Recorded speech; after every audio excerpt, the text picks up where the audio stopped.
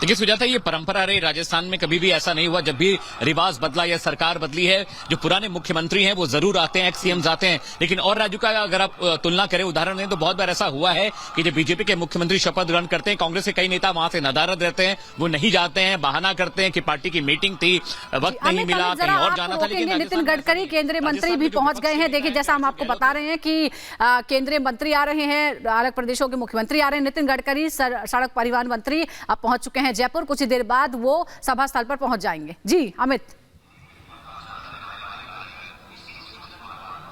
जी तो सुजाता, मैं आपको ये कह रहा था कि राजस्थान में ये प्रथा रही है कि जो भी एक्स सीएम होते हैं वो जरूर शपथ ग्रहण में जाते हैं। बाकी दूसरे राज्यों की आप बात करें, आपको उदाहरण पता होंगे, मैं नाम नहीं लूंगा, बहुत सारे कांग्रेस के बड़े नेता हैं, शपथ ग्रहण में नहीं पहुंचे, बहुत सारे बहाने उन्होंने बना दिए, वक्त नहीं मिला, पार्टी कार्यालय में थे, मीटिंग थी, दुनिया भर की बातें होती हैं। लेकिन यहाँ की थोड़ा, यहाँ का तरीका, तौर तरीका, यहाँ का रिवाज थोड़ा अलग है। अशोक गहलोत देखिए आए, तो जब अशोक गहलोत ने शपथ ग्रहण किया था तो आपको याद होगा कि जो वसुंधरा राजे थी वो भी वहां पर मौजूद थी, जो एक्स सीएम थे वहां पर मौजूद थे, बीजेपी के कई वरिष्ठ नेता भी उस शपथ ग्रहण समारोह में पहुंचे थे। तो यहाँ का जो पॉलिटिकल मैप व्यू थोड़ा डिफरेंट है, यहाँ की छटा, यहाँ का रंग और यहाँ की जो अंडरस्टैंडिंग है, पॉलिटिकल अंडरस्टैंडिंग बाकी राज्यों के मुकाबले बहुत अलग और जुदा। आपने देखा होगा कि अपने कैंपेन में ना तो वसुंधरा राजे ने गहलोत के बारे में कोई ऐसी बात कही, कोई टिप्पणी कही जिससे उनका अपमान हो, ना ही गहलोत ने वसुंधरा राजे के बारे में अपनी रैलियों में ऐसी कोई बात कही। वो पार्टी विशेष की बात करते थे, योजनाओं का जिक्र करते थे, कटाक्ष करते थे, निशाना साधते थे, लेकिन किसी व्यक्ति विशेष पे उनका निशाना कभी भी नहीं रहा। तो राजस्थान की जो पॉलिटिकल आप कह लें जो अपब्रिंगिंग है नेताओं की, वो थोड़ा डिफरेंट है, बाकी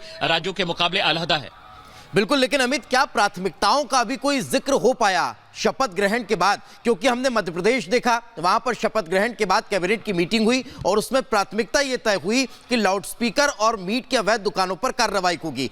छत्तीसगढ़ में हमने देखा कि शपथ के बाद जो घोषणा पत्र जारी किया गया था उसमें किसानों के वादे को पूरा करने की जो वचन था उसको निभाया गया। क्या राजस्थान में इस तरह की प्राथमिकता पर अभी कोई विचार हो पाया? देखिए, प्राथमिकता की बात करें दीपेश, तो जो मेरी बात हुई, चाहे वो बैरवा हो, चाहे दिया सिंह हो, चाहे भजनलाल से, तो उन्होंने तीन अहम मुद्दों पर ये बात की। उन्होंने कहा कि दलितों पे बहुत अत्याचार हुए कांग्रेस की सरकार में, उस पर काम करने की जरूरत है। दूसरा बड़ा मुद्दा था महिला सुरक्षा, उस पर भी दिया सिंह ने कहा कि कैबिनेट जैसे ही नई कैबिनेट शपथ लेती है, जैसे ही हम काम करना शुरू करते हैं, तो महिला सशक्तिकरण पे और महिला सुरक्षा पे बहुत काम करना है।